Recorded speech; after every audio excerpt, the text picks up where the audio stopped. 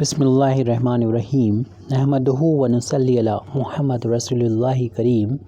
ये problem differential equation के total differential equation chapter से है। Solve y square plus y z square d x plus x square x z plus z square d y plus x square plus x y plus y square d z is equal to 0।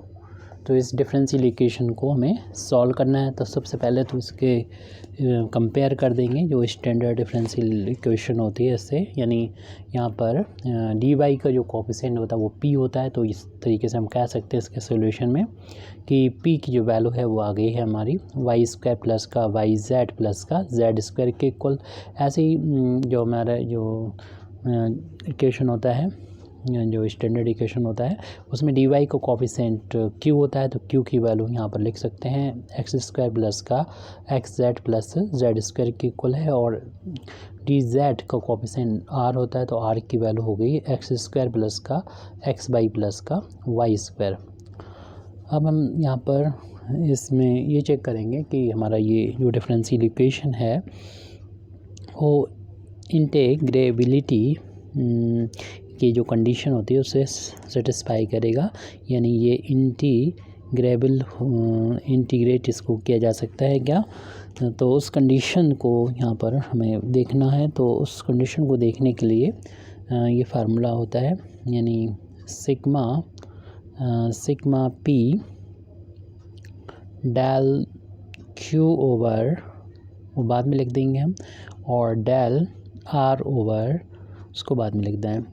तो actual में हम ये बताना चाह रहे हैं या को याद करने के लिए कि पी क्यू आर होता है, और पी बाहर रखा तो क्यू और आर के बीच में माइनस का साइन, अब इसमें क्रॉस हो जाता है। जैसे कि हम लोग जानते हैं पी के साथ एक्स मान लें और क्यू के साथ वाई और आर के साथ जेड, तो जेड इसके साथ में आ जाएगा और जो वाई होगा वो यहाँ पर चला जाएगा।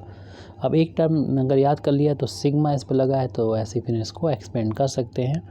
और वैसे तो इस प्रॉब्लम को हम सिग्मा लगाते ही सॉल्व कर सकते हैं और ज़्यादा लिखने की ज़रूरत नहीं, क्योंकि यहाँ पर पी क्यू आर जो है वो सिमेट्रिकल हैं। तो सिमेट्रिकल होने के बेस पे आप यही टर्म निकालें, इसको लास्ट में जाके सॉल्व हो जाए तो सिग्मा को अप्लाई कर दें।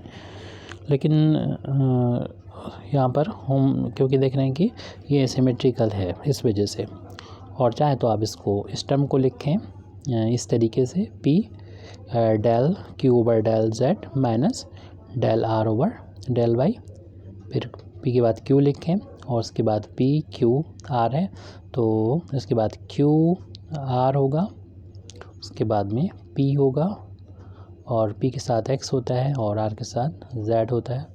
फिर पी क्यू आर, यहाँ पर आर लिखेंगे, आर के बाद पी होगा यानी पी डेल पी, और यहाँ पर डेल क्यू होगा, और इसके साथ एक्स होता है तो यहाँ पर एक्स आ जाएगा और ये आ जाएगा, क्यू के साथ वाई होता है यहाँ पर वाई आ जाएगा।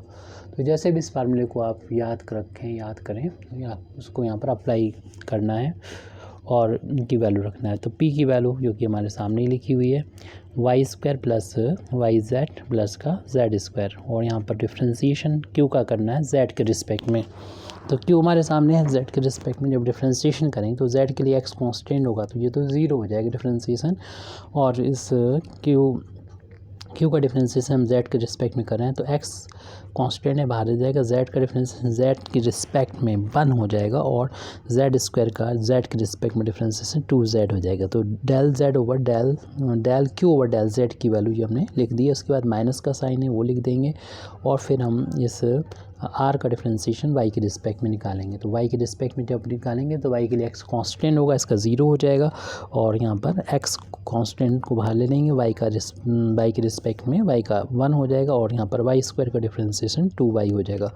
ये तो इस पहले ब्रैकेट की वैल्यू होगी। इसी तरीके से आप सेकंड ब्रैकेट की वैल्यू भी निकाल सकते हैं, या फिर यहाँ पर सिग्मा लगा सकते हैं जैसे कि पहले लगा हुआ था, क्योंकि सिमेट्रिकल है तो आपको एक ही टर्म सॉल्व करना ही काफ़ी है। लेकिन यहाँ पर हम लिख दे रहे हैं, हो सकता है किसी को प्रॉब्लम हो सिग्मा के साथ। तो एक्स स्क्वायर प्लस का एक्स जेड प्लस का जेड स्क्वायर, तो उसके बाद में हम यहाँ पर del r over del x की वैल्यू निकालेंगे, यानी आर को एक्स के रिस्पेक्ट में डिफ्रेंशिएशन करेंगे।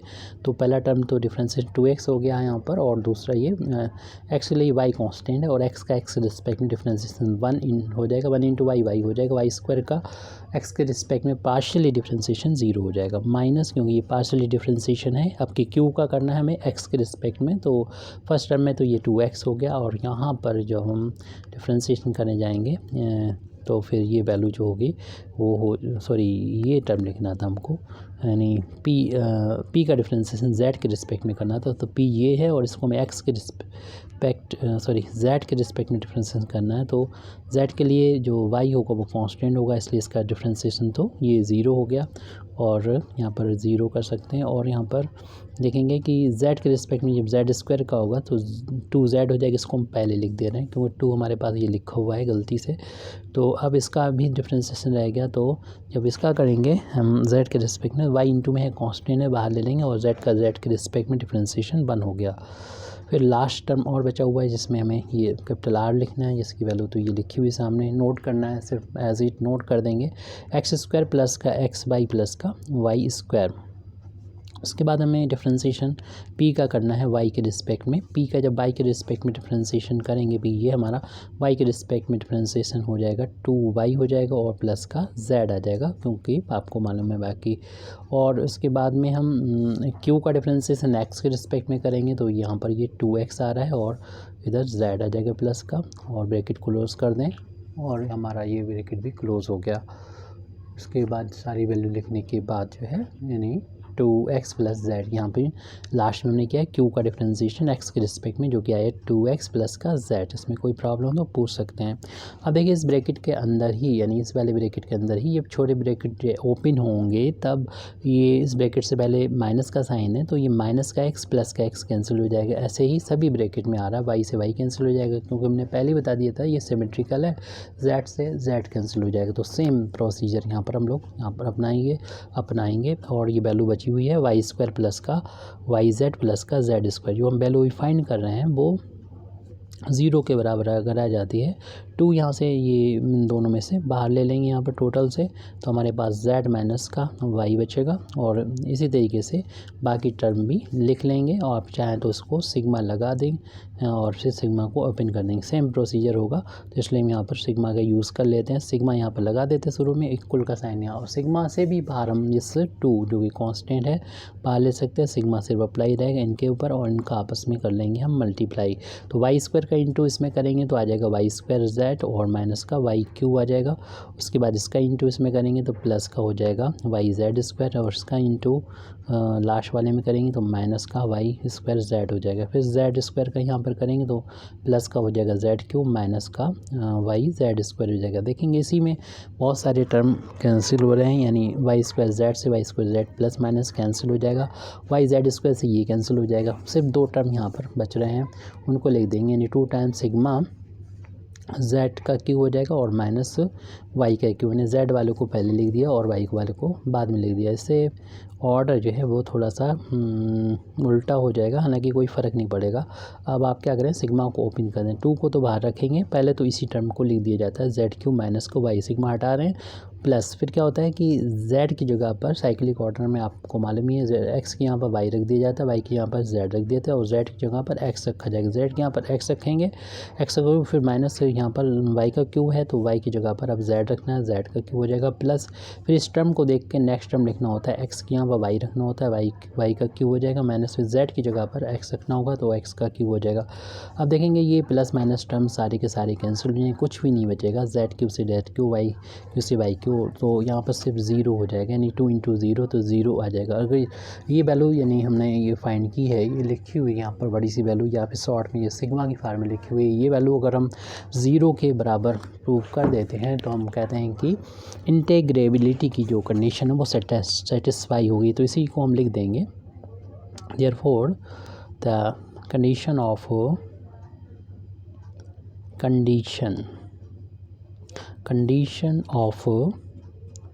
integrability is satisfied। और हम इस इक्वेशन को देख रहे हैं, ये इक्वेशन जो होमोजीनियस है, द इक्वेशन इज होमोजीनियस। और यहाँ पर हम आसानी से इस चीज़ को भी देख पा रहे हैं कि अगर हम फाइंड करें value p x plus q y plus r z की, तो वो ज़ीरो के बराबर नहीं होगा। तो यहाँ पर इस कंडीशन को तब देखा जाता है जब हम देखते हैं कि अगर इंटीग्रेबिलिटी की कंडीशन सेटिस्फाई हो जाती है, तो ये आगे चल के ये वैल्यू जो होती है वो हम आगे चल के बता भी देंगे आपको। ये इंटीग्रेटिंग फैक्टर होता है, और इंटीग्रेटिंग फैक्टर जो मतलब इस वैल्यू 1/, में ये वैल्यू जो है इंटीग्रेटिंग फैक्टर होती है। तो इंटीग्रेटिंग फैक्टर का मल्टीप्लाई तभी कर सकते हैं जब अपान में ज़ीरो ना हो, क्योंकि अपान में ज़ीरो होगा तो फिर ये इंडिटर्मिनेंट हो जाता है। तो इसको बताना पड़ता है कि ये ज़ीरो के बराबर नहीं है। अगर नहीं बताएंगे तो अंडरस्टूड होगा, क्योंकि आपको मालूम है कि पी जो है, पी क्यू की वैल्यू जो हमें यहाँ पर नज़र आ रही है वो सारी पॉजिटिव है, और इन पॉजिटिव वैल्यूज़ में अगर हम एक्स से, वाई से और जेड से मल्टीप्लाई करके ऐड करेंगे तो ज़ीरो तो नहीं आने वाला। इसलिए क्लियरली इसको हमने ज़ीरो के बराबर लिख दिया, मतलब कोई कैलकुलेशन नहीं करी, डायरेक्ट कर दिया। हो सकता है कभी प्लस माइनस हो अगर पी क्यू आर की वैल्यूज़ में, तो आपको इसे करके देखना होगा।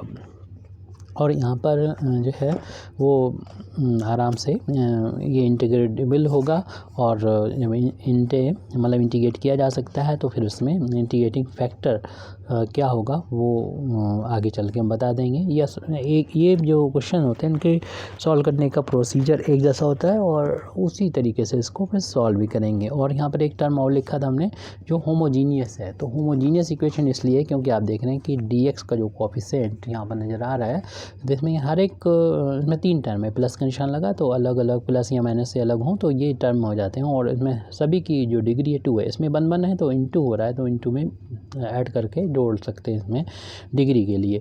तो इस तरीके से हर एक टर्म की डिग्री 2 है, और अगर इक्वल आती है तो हम इसको होमोजीनियस कहते हैं। तो होमोजीनियस होता है तो उसको सोल्यूशन करने का जो तरीका होता है आपको मालूम ही है कि इसमें सब्स्टिट्यूट कर देते हैं, नए वेरिएबल को ले आते हैं। तो वो वेरिएबल यहाँ पर हम लेके आ रहे हैं, और इसके लिए फिर हमें पुट करना होता है एक्स की वैल्यू जो होती है, एक नया वेरिएबल यू लेके आ रहे हैं।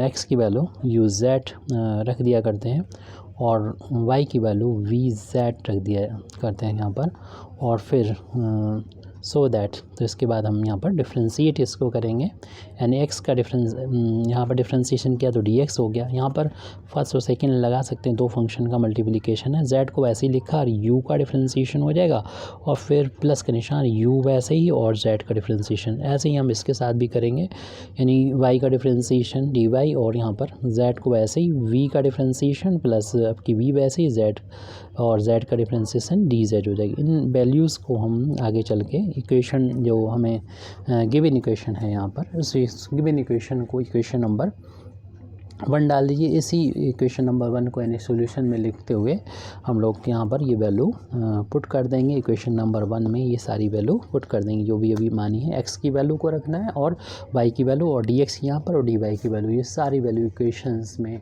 गिवन इक्वेशन में रख देंगे। और अगर इसमें देखने में दिक्कत हो रही तो आप जूम करके देखेंगे, और आवाज़ के लिए आप जो भी होता है आपका हेडफोन का यूज़ करना बेहतर रहेगा। तो इक्वेशन नंबर 1 में और क्वालिटी को जो है बेहतर करके भी कर सकते हैं इसको, अगर फिर भी अगर ठीक से नज़र नहीं आ रहा तो यहाँ पर जो है हम इक्वेशन जो हमारा है लेफ्ट हैंड साइड में, यहाँ पर y की वैल्यू रखने जा रहे हैं, यानी y² की वैल्यू रखने जा रहे हैं।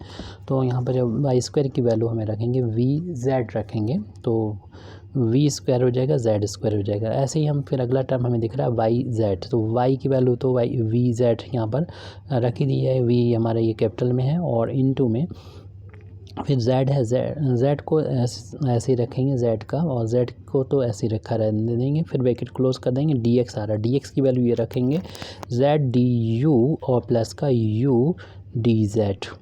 तो यहाँ पर हमें u और v को ठीक से बनाना ताकि बाद में पहचान होती रहे, क्योंकि u अभी दोनों साथ साथ आ रहे हैं।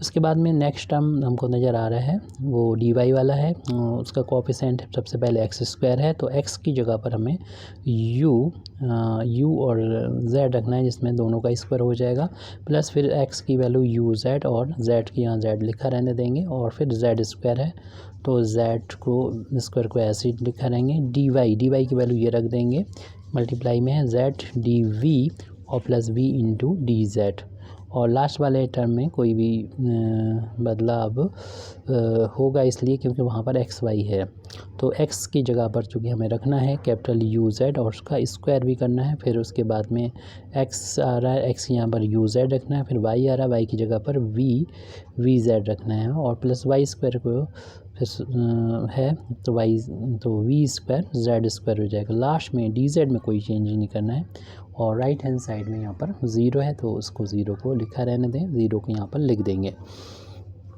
अब हम यहाँ पर इस तरीके से कैलकुलेशन करना है कि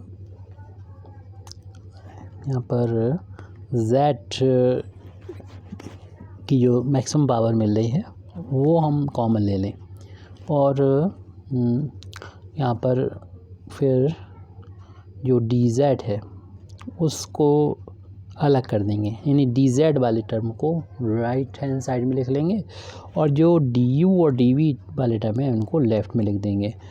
du और dv वाले टर्म लेफ़्ट में लिख देंगे, और साथ में उसमें z की जो मैक्सिमम पावर यहाँ पर z क्यों मिलेगी, कब मिलेगी, देखिए यहाँ से z² कॉमन आ रहा है, और जब इसका इंटू z² का यहाँ पर होगा z क्यों मिलेगा, इससे ज़्यादा पावर मिल नहीं रही है हमें z क्यों, मतलब और भी टर्म है उसके, लेकिन z क्यू का सबसे बड़ी टर्म है, तो ऐसे में हम थोड़ा डायरेक्ट कैलकुलेशन करेंगे, क्वेश्चन ये बहुत ही बड़ा है, तो यहाँ पर हम z क्यू कर लेते हैं, यहाँ पर z क्यू को कॉमन ले लेंगे। z क्यू को यहाँ पर जब हम कॉमन लेंगे तो बस उनको हम उन टर्म को नहीं लिखेंगे जिसमें dz आ रहा है, बाकी सारे टर्म यहाँ पर लिख लिए जाएंगे। तो इस तरीके से कैलकुलेशन को थोड़ा सा हमें ध्यान रखना है, क्योंकि कैलकुलेशन में बड़ा होगा, और हमने z क्यू को चूँकि बाहर ले लिया है, कब बाहर लिया है, जब हम इस पूरे का मल्टीप्लाई इस du वाले में करेंगे, तो इधर तो z² बाहर हुआ, इधर z, तो z से मल्टीप्लाई को z क्यू बाहर हो गया, तो इस टर्म में हमें मिलेगा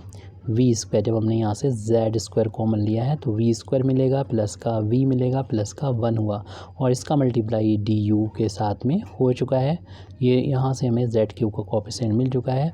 अब देखिए इसमें dz आ रहा है, तो इस टर्म को हम बाद में राइट हैंड साइड में लिखेंगे, जैसे कि आपको हमने पहले बताया था। अब इसी तरीके से हमें इसमें देखना है, इसमें भी z² कॉमन आ जाएगा, और इसका इंटू जब इस dv वाले में होगा, यानी z के साथ में z² का, तो z क्यू मिलेगा। उस z क्यू को हम यहाँ पर बाहर राइट हैंड साइड में, सॉरी लेफ्ट हैंड साइड में ले चुके हैं, तो जो टर्म मिलेगा उस टर्म को यहाँ पर उसके z क्यू को कोएफिशिएंट को लिख रहे हैं, यानी ब्रैकेट में u² प्लस का u प्लस का 1, और उसके साथ साथ यहाँ पर dv का यहाँ पर मल्टीप्लाई आ रहा है। तो इतना लिखने के बाद ये हमारा z क्यू का कोएफिशिएंट हो गया है।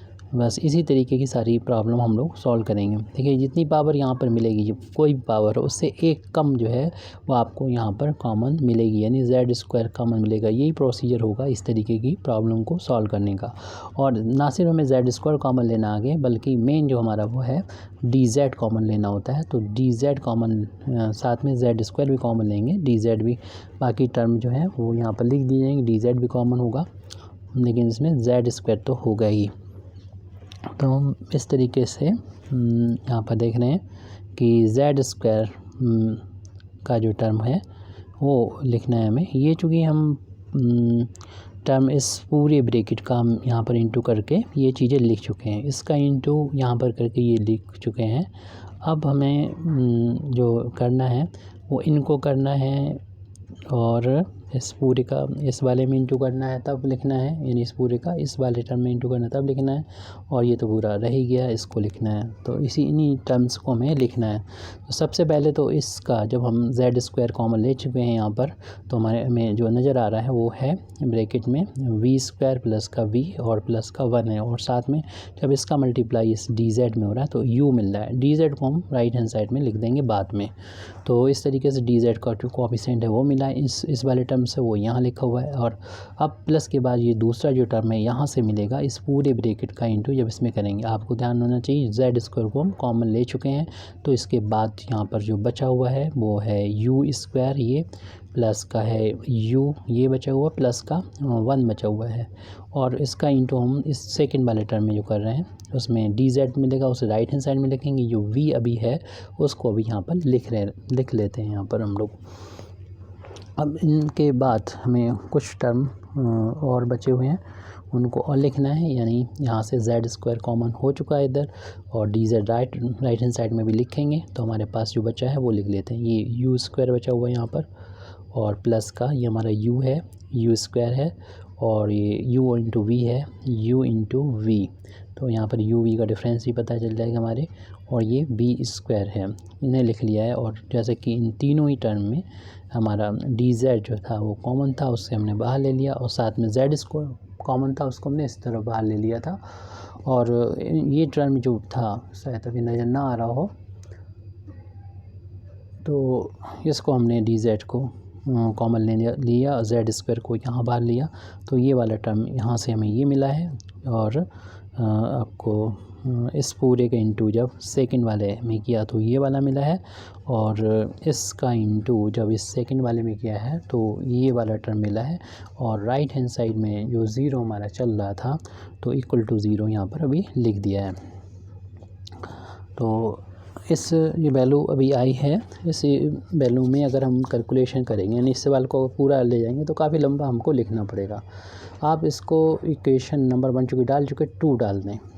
मेन फोकस रहेगा हमारा जो जेड स्क्वायर और डी जेड का जो कोफिशिएंट ये लिखा है इसके फैक्टर कर लें, फैक्टर इसमें करना हमारा मेन अभी वर्क रहेगा। तो इस चीज़ को पहले तो नोट कर लेते हैं हम यहाँ पर अलग से, और इसकी फैक्टर कर लेंगे, और फैक्टर कर लेंगे तब इस इक्वेशन में यहाँ पर रख देंगे। तो ये वैल्यू है, और सारे सवालों को इसी प्रोसीजर से करेंगे। वी स्क्वायर प्लस का वी प्लस का 1 इस तरीके के जो होंगे, यू प्लस का you square plus you plus का 1 इंटू वी, फिर लास्ट में ये लिखा हुआ है उसको एज इट लिख देंगे, यानी यू स्क्वायर प्लस का यू वी प्लस का वी स्क्वायर। अभी हमने सिर्फ जो डी जेड और जेड स्क्वायर का जो कोफिशिएंट है वो सारा का सारा यहाँ से हमने नोट किया है। इसको थोड़ा छोटा हम कर दे रहे हैं, लेकिन ज़्यादा छोटा करेंगे तो फिर आपको देखने में दिक्कत होगी, इसलिए तो ये पूरा कोफिशिएंट जेड स्क्वायर का और ये डी जेड का जो कोफिशिएंट वो हमने यहाँ लिखा है ताकि हम इसको फैक्टर करें। फैक्टर करना है हमको, किसी भी तरीके से फैक्टर करना है तो फैक्टर तभी कर पाएंगे जब इसका हम ब्रैकेट ओपन करके u का इन तीनों टर्म में मल्टीप्लाई करेंगे, तो हमें मिलेगा u into v square plus u into we plus u का 1 में इंटू किया तो u आ गया। फिर इस ब्रैकेट को ओपन करेंगे, v का इंटू करेंगे, यू स्क्वायर v प्लस का u इंटू वी और प्लस का v, और इसको ब्रैकेट को हटा दें कोई ज़रूरत नहीं है, तो u स्क्वायर प्लस का यू वी प्लस का v स्क्वायर। अब इसमें हम कोशिश करेंगे डिफरेंशिएशन करने की, मतलब इसके फैक्टर करने की, ऐसे कि u की जो u और v की जो डिग्री है, मतलब दोनों को कंबाइंड वाली वो मैक्सिमम वाली पहले लिख दें। तो ये 1 और ये 2 3 डिग्री वाले दो टर्म नज़र आ रहे हैं, u v स्क्वायर आ रहा है और दूसरा आ रहा है ये u स्क्वायर v, तो u स्क्वायर v इन दोनों टर्म को तो साथ साथ लिख लें, और बाकी के 2 डिग्री वाली जो टर्म है उनको लिख दें। देखिए यहाँ पर यू स्क्वायर दिख रहा है, इसको लिख देंगे, जो बी स्क्वायर है उसको लिख देंगे, और देखिए यू वी है वो यहाँ पर हमें 3 यू वी नज़र आ रहे हैं, इनमें से हम तीनों 3 टाइम ना करके 2 टाइम्स से, इसलिए यहाँ पर 2 टाइम्स यू इसलिए लिख लेंगे क्योंकि हमें दिख रहा है कि यहाँ पर यू वी कॉमन लेने पर u प्लस बी आ रहा है, और ये भी u प्लस बी मिल जाएगा यहाँ पर, उसका होल स्क्वायर बन रहा है तीनों को अगर हम लेते हैं तब, तो इसलिए हम इन 3 को इसको अलग कर लेते हैं, यानी कंबाइंड करते हो, और यू भी मिलेगा जो है उसको, जो एक यू भी बचा हुआ है लास्ट वाला, इन दोनों को तो हमने कंबाइंड करके ये लिख दिया, ये भी यू भी लास्ट में लिख देंगे।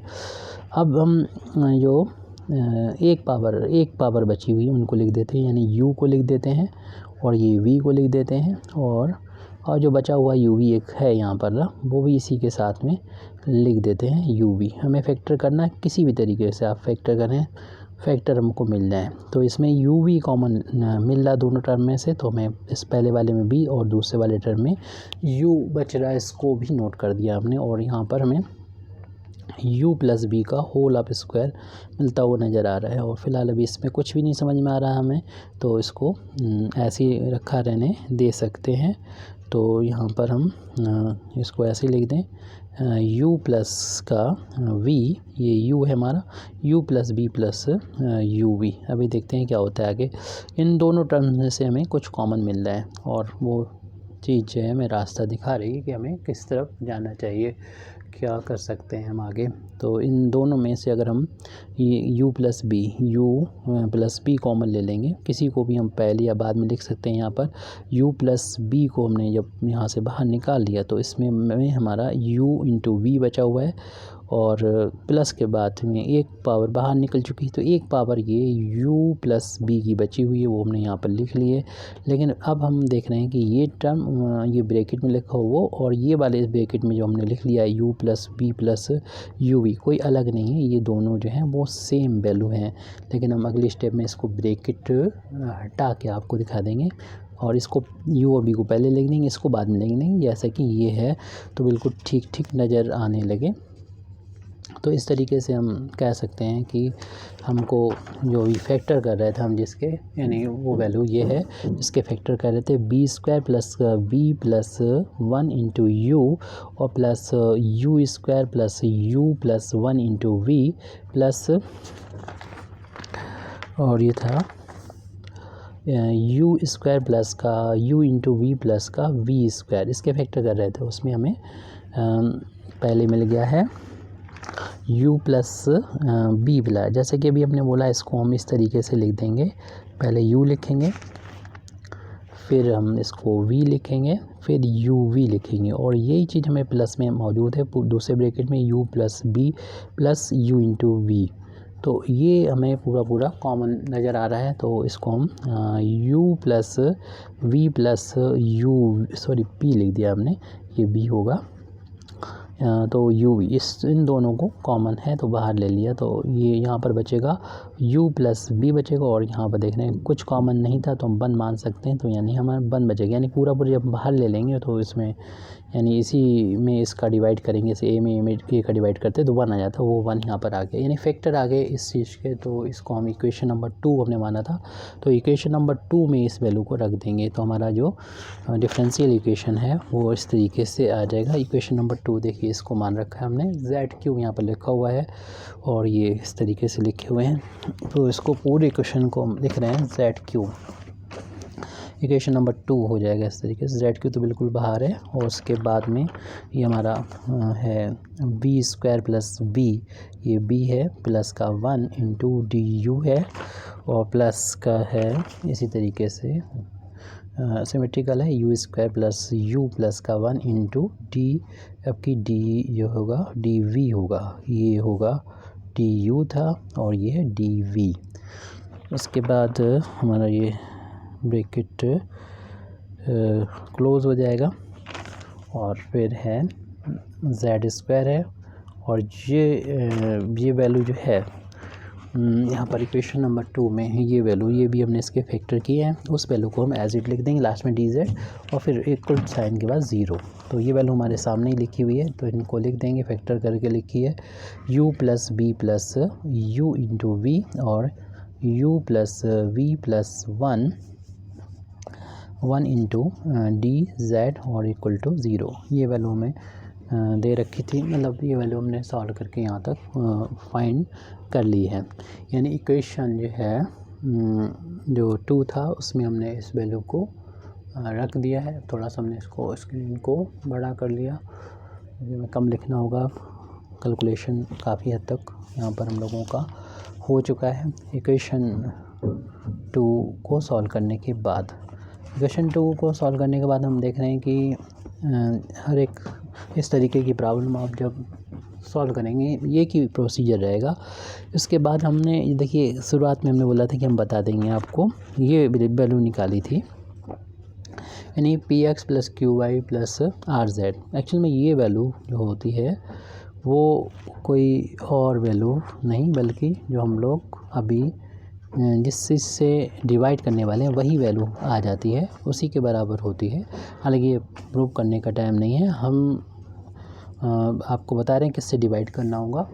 यानी इस तरीके की सभी प्रॉब्लम में आप डिवाइड करेंगे, डिवाइडिंग बाय। देखिए यहाँ पर जो डी जेड के अलावा दूसरा जो टर्म होता है उसमें जेड की जितनी भी पावर है उसको डिवाइड करेंगे, यू वी को छोड़ देंगे इस तरफ। और दूसरी तरफ जो डी जेड है उसमें जो भी इसके साथ यू वी वाले फैक्टर हैं उनको भी इसी के साथ मल्टीप्लाई करते हुए, यानी u into we plus you v, उनको मिला के पूरे इक्वेशन को हम लोग डिवाइड करें, डिवाइडिंग बाय दिस। तो हमको जो इक्वेशन मिलेगा वो देखिए आप क्या होता है। तो जब हम इस वाले वैल्यू से, जब हम इस फर्स्ट वाले टर्म को, 2 ही टर्म है यहाँ पर, राइट हैंड साइड में तीसरा है, तो यहाँ पर इसको डिवाइड करेंगे तो जेड क्यूब से जेड क्यूब कैंसिल हो जाएगा, तो इसके अपान में ये वैल्यू आ जाएगी। यानी जेड क्यू कैंसिल होने के बाद b square plus v plus 1 और ये d you plus you square plus you plus 1 into D v, और अपान में ये वैल्यू जो भी जिससे डिवाइड किया था, लेकिन इसमें से जेड क्यू कैंसिल हो चुका है, तो कैंसिल होने के बाद जो बचा है you plus v plus u into v ये, और u प्लस बी प्लस 1 ये वैल्यू यहाँ पर कर सकते हैं। उसके बाद ये है, आप क्या करेंगे कि ऐसे डिवाइड कर दिया फर्स्ट टर्म को, प्लस सेकंड टर्म को डिवाइड करने जाएंगे तो ये दोनों फैक्टर तो कैंसिल हो जाएंगे और जेड क्यू नीचे होगा, जेड स्क्वायर से जेड क्यू कैंसिल हो जाएगा, एक पावर जेड की बचेगी, डी जेड तो ये ऊपर है, अपान में जो है वो जेड बचेगा, और राइट हैंड साइड में 0 में डिवाइड करेंगे इससे, तो ये वैल्यू 0 नहीं है, ये हम यहाँ पर पहले ही दिखा चुके हैं, यानी ये बता चुके हैं कि p x plus q y plus q z is equal to 0 नहीं है, क्योंकि जो वैल्यू जिससे डिवाइड की जा रही वो यही वैल्यू होती है, और ये 0 नहीं है, 0/0 यानी नहीं बन रहा है। इस तरीके से ये जो डिफरेंशियल इक्वेशन है वो, चूँकि हमें जिस चीज़ से डिवाइड किया है वो इंटीग्रेटिंग फैक्टर होता है, और इंटीग्रेटिंग फैक्टर जो है वो गिवन जो डिफरेंशियल इक्वेशन है उसको एग्जैक्ट बना देता है। यानी ये जो इक्वेशन डिफरेंशियल इक्वेशन हमारी बनी है वो एग्जैक्ट बन चुकी है। अब हमें इसको सॉल्व करना पड़ेगा। तो सॉल्व करने के लिए यहाँ पर वेरिएबल तो u है, v है और z है, क्योंकि x का रोल u अदा कर रहा है और y का v अदा कर रहा है यहाँ पर। और यहाँ पर इस तरीके की प्रॉब्लम को सॉल्व करने का तरीका यही है। सबसे पहले जैसे इक्वेशन नंबर 3 हम डाल देंगे, और इक्वेशन नंबर 3 इसको लिखने के बाद हम यहाँ पर जो भी इसके डिनोमिनेटर में उसको कुछ मान लेते हैं, यानी u plus v plus you we और मल्टीप्लाइड बाई ये है u प्लस वी प्लस 1, इसको हम कुछ मान लेते हैं, इसे p मान लिया, और इसको डिफ्रेंशिएट करेंगे, यानी हम ऊपर जो है वो dp लाने की कोशिश करें, यानी ये वैल्यू जो है इस वैल्यू को फाइंड करने की कोशिश करें, ये क्या होगी, क्या dp से इसका कोई रिलेशन होगा। तो इसको पहले तो 2 फंक्शन के मल्टीप्लिकेशन के तौर पर देखेंगे, फर्स्ट फंक्शन और सेकंड फंक्शन, और उसका फिर डिफ्रेंशिएशन कर देंगे। फर्स्ट फंक्शन को वैसे ही मान लें, यानी u plus B plus u into v को वैसे लिखेंगे, और इसका जब डिफ्रेंशिएशन करेंगे तो u का डिफ्रेंशिएशन डी यू हो जाएगा और v का डिफ्रेंशिएशन डी वी हो जाएगा। 1 जो कि कांस्टेंट है, इसका डिफ्रेंशिएशन 0 हो जाएगा। फर्स्ट फंक्शन वैसे ही, सेकंड का डिफ्रेंशिएशन, सेकंड फंक्शन वैसे ही u प्लस वी प्लस 1, और इसका डिफ्रेंशिएशन करेंगे तो देखेंगे u का तो डी यू हो जाएगा और v का डी वी हो जाएगा, और यहाँ पर भी देखने 2 फंक्शन है, तो इसमें 2 फंक्शन का मल्टीप्लिकेशन है, तो इसमें भी हमें फर्स्ट और सेकंड लगाते हुए इसको डिफ्रेंशिएशन करेंगे। यानी फर्स्ट फंक्शन को वैसा लिख दें और सेकंड फंक्शन का डिफ्रेंशिएशन प्लस फिर यहाँ पर फिर सेकंड फंक्शन को वैसे लिख दें और फर्स्ट फंक्शन का डिफ्रेंशिएशन कर दें, यानी u का। तो ये अभी हमने क्या किया है, इनका डिफ्रेंशिएशन किया है। तो फर्स्ट वैसे ही, सेकंड का डिफ्रेंशिएशन, सेकंड वैसे ही, फर्स्ट का डिफ्रेंशिएशन, और राइट हैंड साइड में जब डिफ्रेंशिएशन करने जाएंगे तो p का डिफ्रेंशिएशन हमने dp यहाँ पर लिखा हुआ है, dp यहाँ पर नज़र भी आ रहा है, ये dp है, ये वैल्यू dp। और अभी 34 मिनट हो चुके हैं।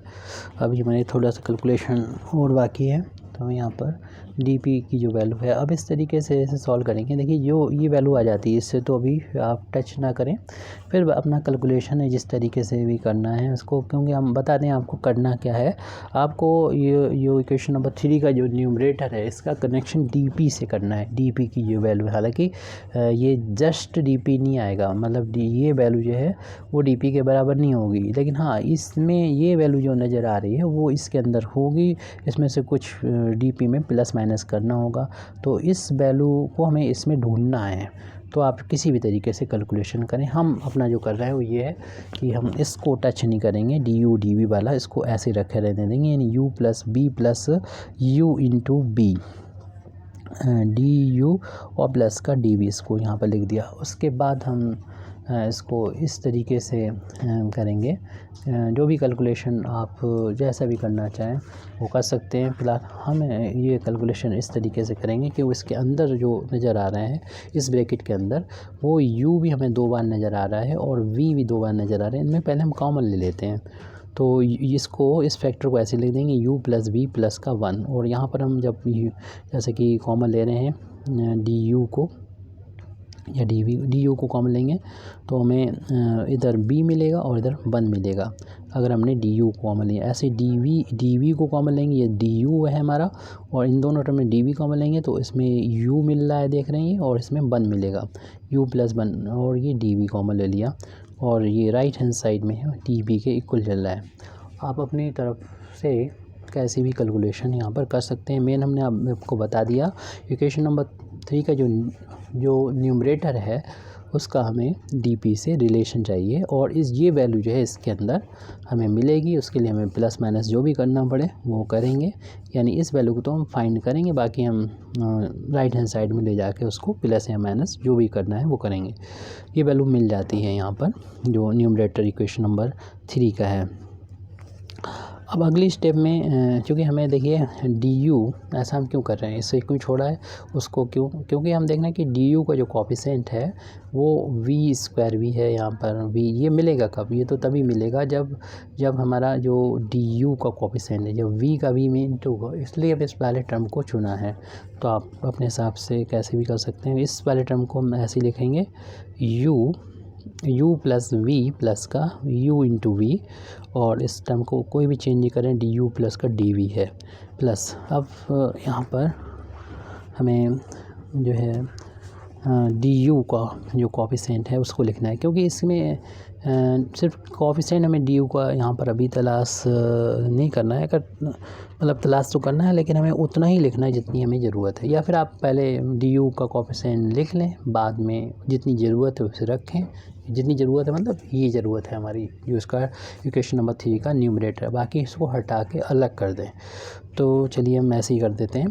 पहले तो हम इसका इंटू मतलब du और dv को कोफिशिएंट लिख लेते हैं। तो ये हमें मिलेगा u प्लस बी प्लस 1 और v प्लस 1, ये हमारा du का कोफिशिएंट मिल गया। ऐसे ही इसका इंटू जब यहाँ पर होगा u प्लस v प्लस 1 में इंटू होगा u प्लस 1 का, ये u है, ध्यान रहे, u प्लस 1 इसका dv में, राइट हैंड साइड में dp है।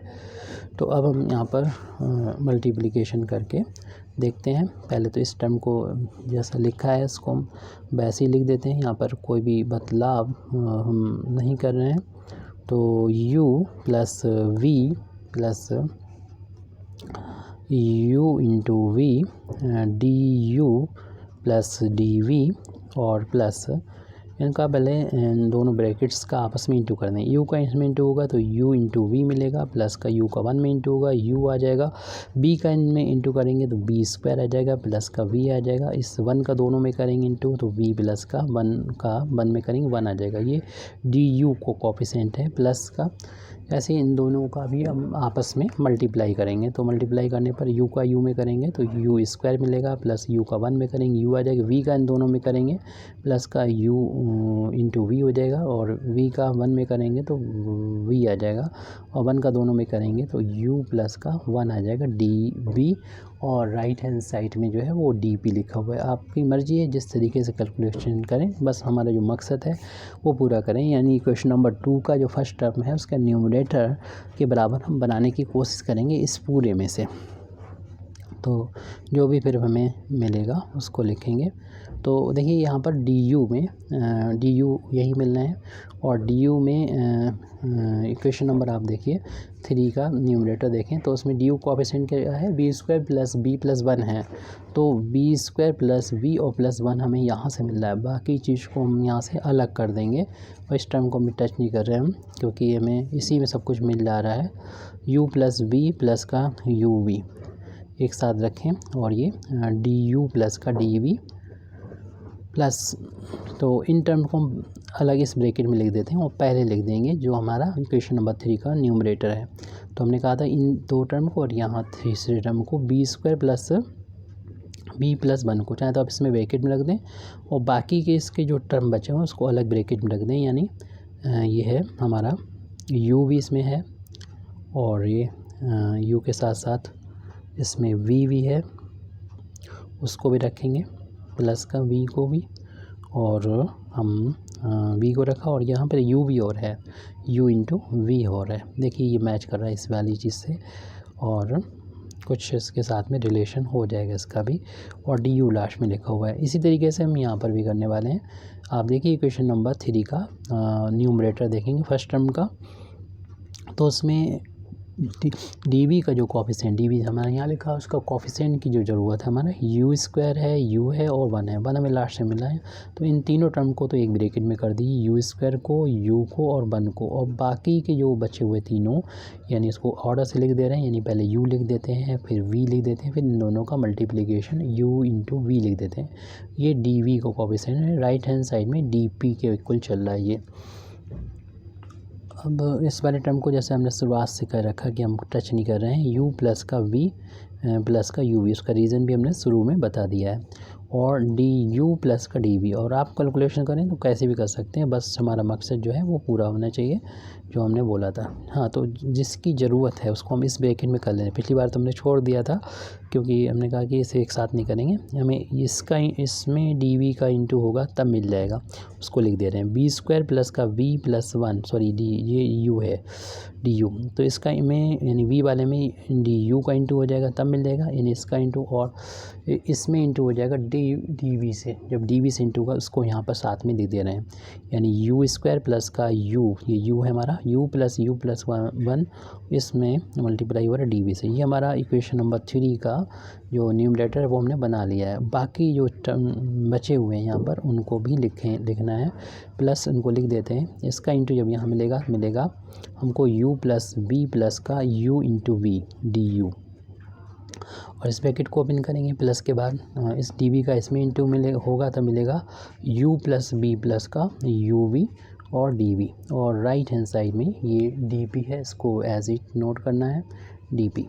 अब देखिए इन लास्ट के जो 2 टर्म है इसमें एक चीज़ कॉमन आ रही है, वो ये ब्रैकेट कॉमन आ रहा है, बल्कि हम चलिए हाँ पहले इन दोनों में से कॉमन ले लेते हैं और बाकी टर्म ऐसे ही लिखा रहने दें, क्योंकि हमें u plus v plus u into v d you plus D v, और प्लस ये टर्म की हमें ज़रूरत है v square plus v plus 1 into d you plus you square plus you plus का 1 डी वी, और ये वैल्यू में से हमने जो कॉमन लिया है कितना कॉमन लिया है, u plus v plus u into v, तो हमारे पास बचा है पहले वाले में डी यू बचा है और प्लस दूसरे वाले में डी वी बचा है, राइट हैंड साइड में ये डी पी लिखा है।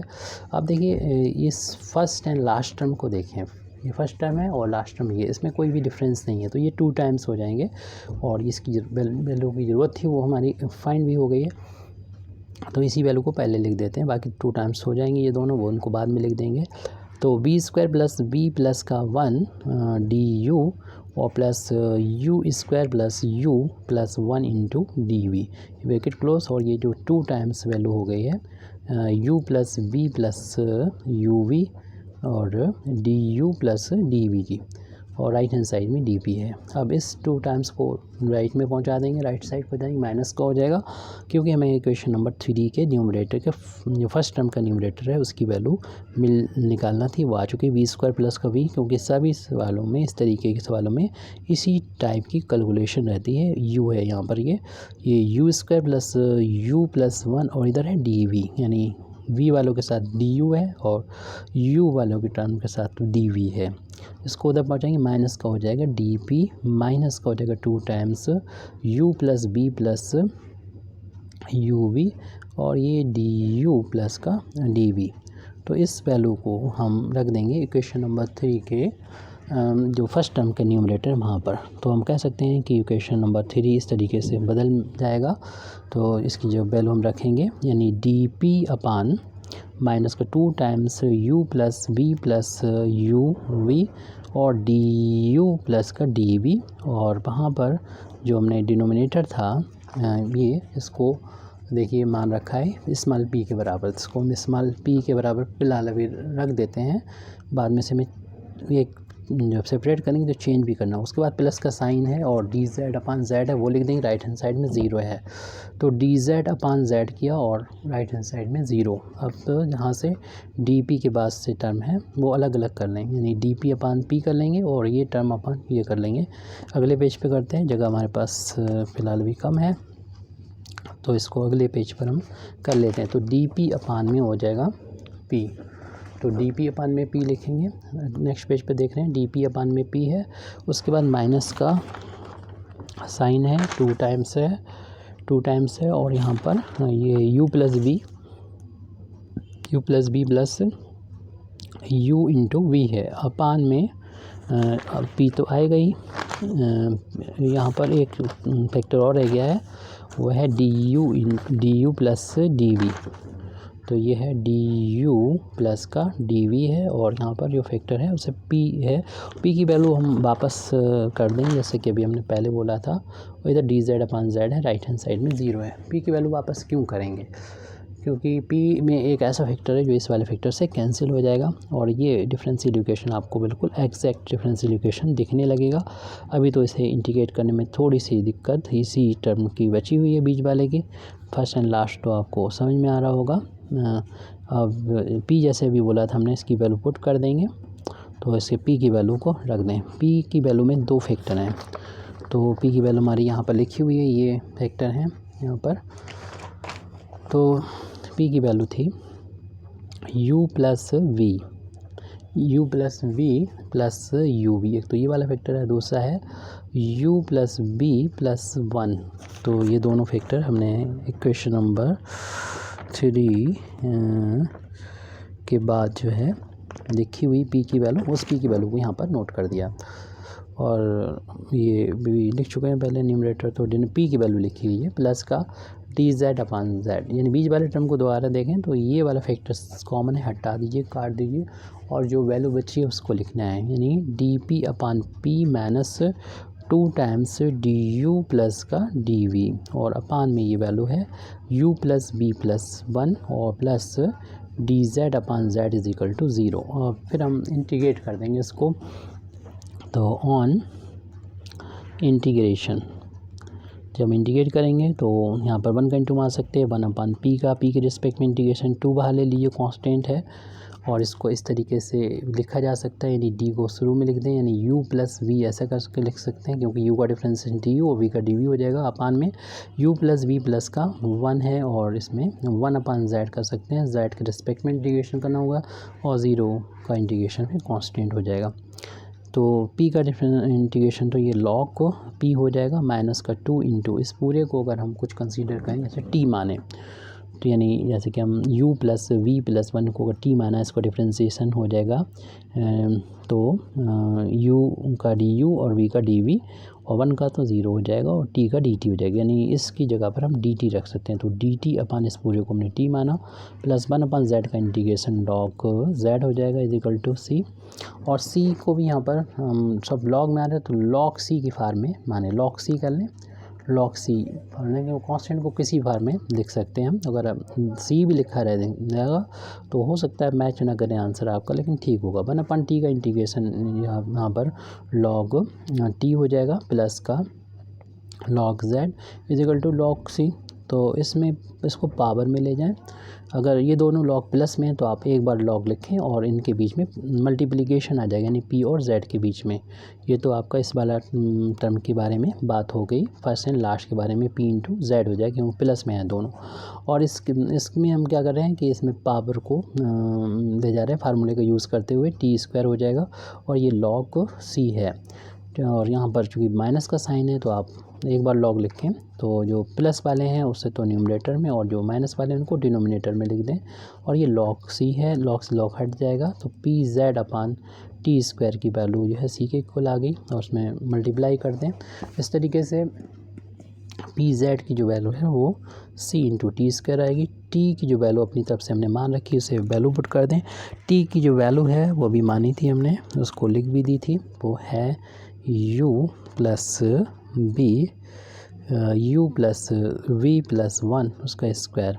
और यहाँ पर p भी अपनी तरफ से माना हुआ था, p की वैल्यू भी वापस करना होगी। p की वैल्यू है उस वैल्यू को भी हम यहाँ पर लिख देते हैं।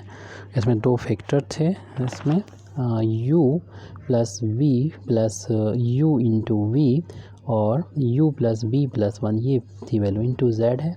और c राइट हैंड साइड में u प्लस v प्लस 1 का होल ऑफ स्क्वायर। तो एक पावर ये कैंसिल हो जाएगी इस फैक्टर से, तो हमारे पास लेफ्ट हैंड साइड में बचा u plus v plus uv multiplied by z और c इंटू है ये तो कैंसिल हो गए, एक पावर बची है u प्लस b प्लस 1 की। अब u की वैल्यू जहाँ पर हमने शुरू में u की वैल्यू पुट की थी वहाँ से फाइंड कर लेंगे u की वैल्यू और यहाँ पर पुट कर देंगे, वापस करना होगी v की वैल्यू को।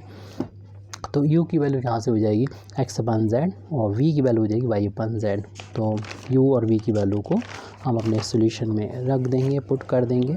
तो u की वैल्यू यहाँ पर हम पुट कर रहे हैं तो x/z होती, इसकी वैल्यू जो होगी y/z होगी। ऐसे यहाँ पर वैल्यू पुट करेंगे x/z into y/z। z is equal to c into यहाँ पर भी वही वैल्यू है x/z प्लस y/z और ये प्लस का 1 है। यहाँ पर आप z इंटू z² को एलसीएम ले लेंगे तो एक z कैंसिल, एक z को ऊपर इंटू हो जाएगा तो ये zx मिलेगा प्लस एक z कैंसिल तो yz हो जाएगा प्लस का x/, और z is equal to c। यहाँ पर ओनली z/1 करते हुए z एलसीएम लेंगे तो x प्लस y प्लस का z आ जाएगा, एक z इससे कैंसिल हो जाएगा और एक z अपान वाला 1 वाले से कैंसिल हो जाएगा। जो वैल्यू बचेगी वो है zx प्लस का yz प्लस का xy और राइट हैंड साइड में c into x plus y plus z। इस तरीके से हमारी ये टोटल डिफरेंशिएशन की ये प्रॉब्लम कंप्लीट होती है। Thank you very much Indeed for listening me. व आखिर दावाना अल्हम्दुलिल्लाहि रब्बिल आलमीन।